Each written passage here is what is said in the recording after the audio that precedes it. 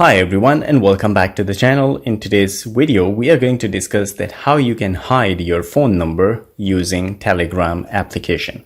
So how are you going to do it? Watch this video till the end and let's find out. First thing you need to do is to go to your Telegram application on your device. The next thing you need to do is to tap on the three lines. From there, go to settings. In settings, you need to go to privacy and security. From there, you will find phone number. So once you tap on that one, as you can see, who can see my phone number? So it is, the options are everybody, my contacts, and nobody. So if you want to hide it from everyone, you need to tap on here and your phone number will be hide from everybody.